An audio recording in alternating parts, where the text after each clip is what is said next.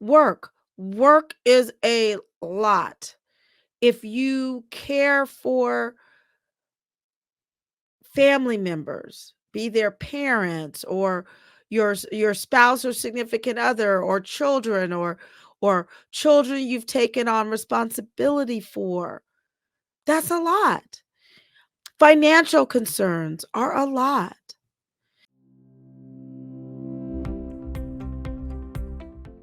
Welcome back to episode number 38 of Joy in the Pivot. I'm Dr. Phyllis, your host. I recently was walking one of our family dogs in the morning, and it was early in the morning. We were walking down the street, and I noticed there was a car stopped at the corner, and it just was kind of weird that they were stopped at the corner ahead of us. But I just decided I'd stay aware, but okay. Didn't know if it was maybe the person delivering the newspaper or what. So then, as I'm walking, the car turned back around and came on my side of the street. I'm like, "Oh Lord, okay. What is getting ready to happen here?" I'm looking for all the exit routes. I'm like, "Okay, am I going to have to grab this over 50-pound um bulldog and, let's go. I'm going to go for it. I'm going to be running." But the gentleman lowered his window and he asked me, "Do you live around here?" Now I'm like, "Okay. All right." All the alarms are going off, but but yet, even with that, I did not feel threatened. And I knew if things got weird, what I could do. I was close enough to home. I'm in a residential area. So I said, okay. So, but when he started asking me, like, do you live around here? I'm like, I do not have time for this. So I asked him, how can I help you? I'm just wanting to get to the point. How can I help you? And he said, "Well, I called the police about that guy over there to come check on him." And I'm like, "Oh, okay." I hadn't noticed because I was looking straight ahead, walking toward, my mind was more focused on this guy who had been stopped at the corner in the car. I hadn't noticed that to the left across the street, there really wasn't any reason because I wasn't looking on the opposite side of the street, was laying down on the grass in front of a house across the street. So I'm like, "Okay. Oh, okay." And I after I noticed the gentleman, then the guy took off in the car. He drove off. So now I'm like, "Oh, okay." So I started to walk, but now I'm just like, "Lord, this is not the way I planned this morning." I'm just minding my own business. I'm walking the dog. I'm looking forward to just having some time with you and just, you know, listening to some inspirational messages and getting myself ready for the day. But now, with me having a medical background and just a people person, I'm not going to just leave. So I stopped. And in my spirit, I felt like the guy was probably just asleep. He was intoxicated or whatever. He was asleep. Yet I called 911 because I couldn't leave. I just can't do that. Again, being in the medical field, worried about, I just couldn't leave the man down. So I called 911 and the dispatch said yes, someone had called to report it already and they were going to come check on it. Now I'm just like, okay, my thing is, I'm like, the dispatcher, I'm sure she's used to this happening all the time, but I'm like, okay, I need you to stay on this phone. I need to make sure this guy is okay. So she said, oh, well, I can understand if you're apprehensive or scared, but do you want to go over and check on him? And I'm just like, oh, in my mind, oh, Lord, what am I getting myself into? So I harnessed the dog. The dog was already on the leash, but I'm getting that because this dog, Oreo, is nosy. He's a sweetie pie, but he's just nosy. So I'm like wanting to make sure I have the leash short enough so I can kind of keep him controlled. So because I didn't know what was going on with the gentleman. So we went across the street. Guy is laying down on his side. And so I have the dispatcher on the phone. And so she says, well, do you want to check and see how he's doing? So I've been, I'm enough distance, but I call out to him, because already I'm thinking, okay, I know what to give CPR if I need to give CPR. And the new thing is that, if I need to, I'm gonna start doing whatever I have to do. But I wanted to have, 911 on the phone. So in case I needed, them to change from it just being the police to get paramedics there ASAP. So I started bend over toward him and start calling out, hey, are you okay? Are you okay? And the guy wakes up. So I could already tell, okay, he's had a rough night. I mean, he had his backpack on his back and, probably have been, you know, walking around, may have been someone who has been, unhoused and he wasn't combative, he wasn't violent, it was just like I had awakened him up. He actually said, "Oh, hey, thanks." He got up and he walked away. And the lady on the dispatch says, "Well, do you think that we need to still send someone?" I'm like, "Well, I think you should still send someone. He's walking kind of shaky, to check on him." And so she's like, "Okay, but he's up, he's walking, he's moving away." So I thanked her for, being there for her support by phone and resumed my walk. Now, the point with me sharing that with you, other than it was like, Lord, this is just straight out of reality TV, is what came to mind a couple things. First was the gentleman, the guy who saw the person sleep on the ground. Now, he still may have been the newspaper delivery person, but basically, he endorsed the situation to me. He basically gave me the situation because he needed to go do whatever he needed to do, get back to work, finish his route, or get to his job or whatever it was. But he felt like, okay, I've called 911. Now I've given it to you, so I'm out of here. So now I'm left feeling responsible for it.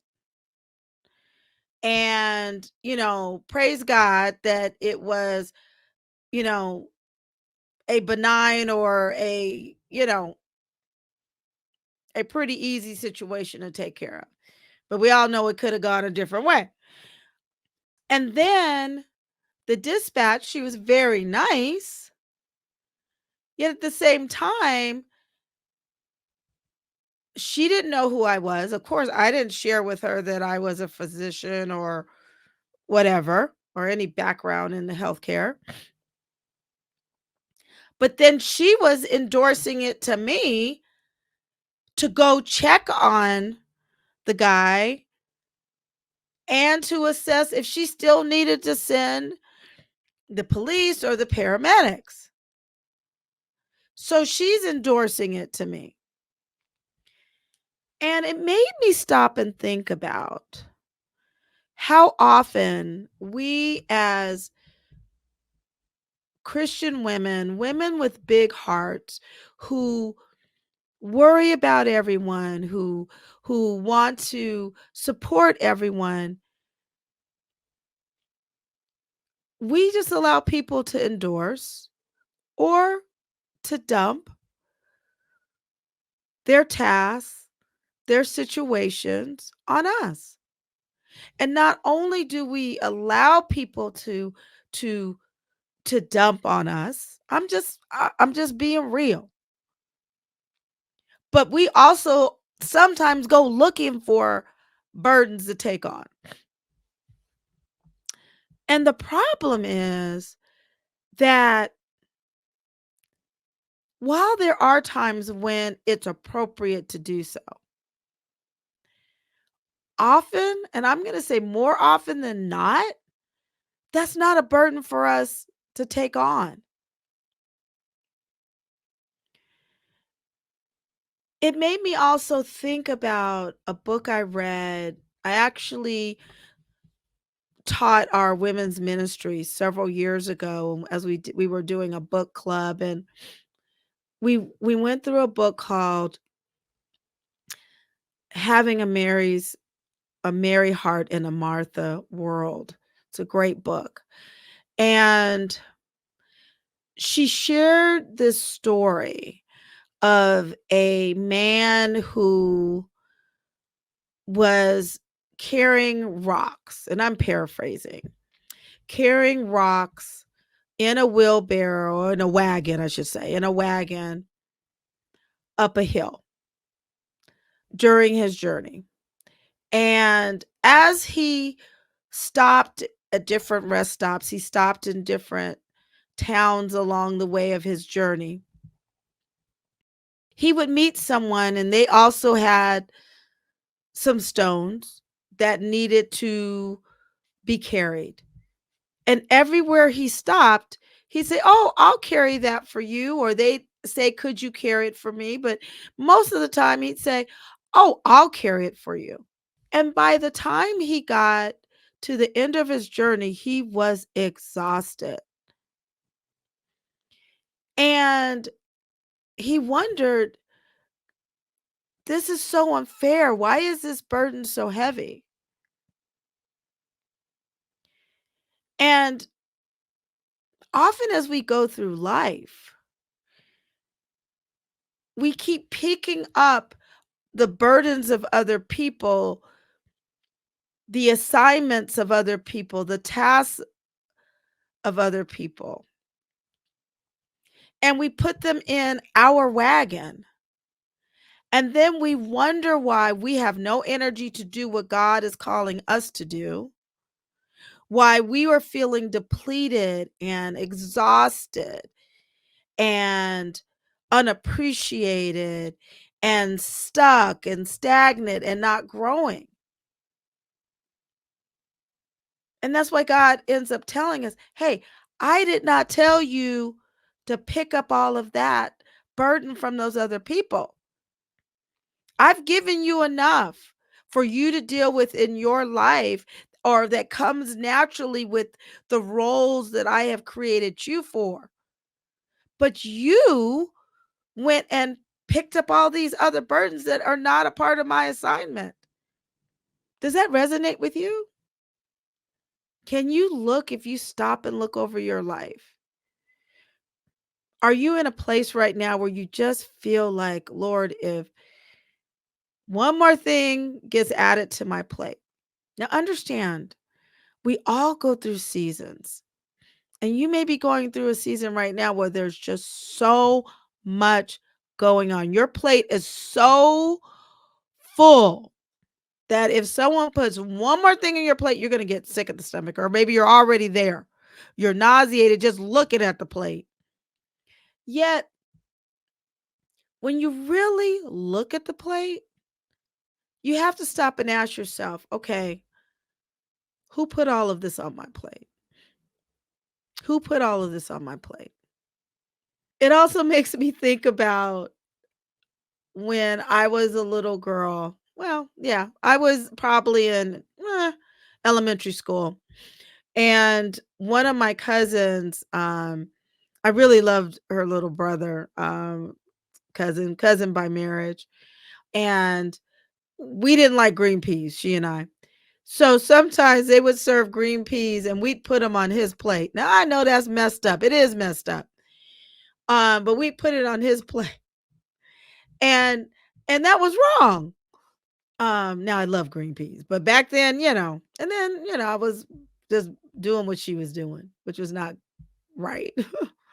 But I think about that's what happens as we continue to go through life and as adults. We're allowing other people to put things on our plate. And somewhere, if we're not careful, if you're not careful, you will take on that role of martyr, that somehow you're gaining points, you start believing that you're valued because you let other people dump on you. You let other people put their peas on your plate. You let them put their stones in your wagon. And I'm going to tell you, you have enough on your plate just by virtue of being a woman who cares. A Life is real and life is full of ups and downs. That's just a part of living. Work is a lot. If you care for family members, be their parents or your spouse or significant other or children or children you've taken on responsibility for, that's a lot. Financial concerns are a lot. If you're a volunteer in the community, in your church, that's a lot. Just what's assigned, your meal that God has created for you is enough. And then when you start adding on other people's stuff, your plate easily can become overstuffed. Your wagon can become super heavy. And I'm going to tell you,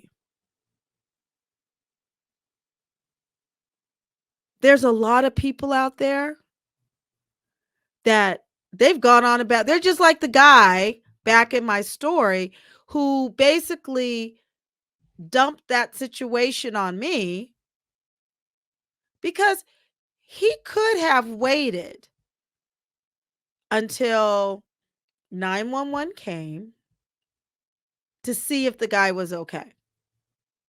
And there's a lot of people out there that, in the midst of you being well meaning, and they know, like, he didn't know me, but he probably assumed, here's a woman, she'll make sure that it gets taken care of. Whatever in his spirit, he knew, oh, she'll take care of it. So I'm going to leave it with her. Now I'm going to let her carry the burden on if she's going to leave the situation or stay until 911, because, hey, it's no longer his worry. He's gone on to do what he's got to do. And there's a lot of people in your life, in your be it at work or in, and I'm going to say it, in your family and in your community, who they will dump it on you. And if you're not careful, you'll go and look for stuff to take on because you just have this big heart. But the problem is that you cannot fully do what God has for you. You cannot have you won't have the energy, the brain space, the spirit space to pivot into your season of God's plan and purpose if you keep filling up your plate with everybody else's stuff. You got to knock that stuff off. You got to give it back. And you have to be aware enough to stop before you say yes. Stop. Be prayerful and ask God, is this what you have for me to do? Is this what I need to do? Or does that person need to do what they have to do? Or is there someone else that you can refer that person to if they need help with that? Because maybe that's someone else's blessing. Maybe that's not what you need to do, because everything you can do is not meant for you to do. You have a lot of skills. You have a lot of abilities. But for where you are in your journey, God needs you to free up some space because He has something bigger and better for you. But He can't bring it to you when your plate is full, when your spirit is full with carrying burdens that He didn't mean for you to carry, when your mind is full of,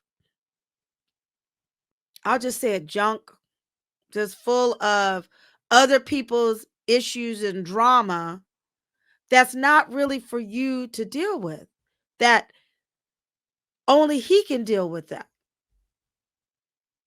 So today, I want you to stop being the dumping ground. Stop letting everybody endorse everything to you, and really stop and be prayerful and thoughtful of what is it that God needs you to do. And I pray for you to not let Satan get busy and make you afraid that if you don't say yes all the time, that you're going to miss out somehow. Because God's got your back. But you got to let some stuff go. And that may be stuff at work. You got to let it go so He can take you higher. Maybe it's some of the things that you're volunteering for. You need to let them go. Maybe it's some things in your family that maybe there's something that someone else, or maybe you need to let that family member deal with that and them go to God, and God use that to help them grow. Because this is your time, sis.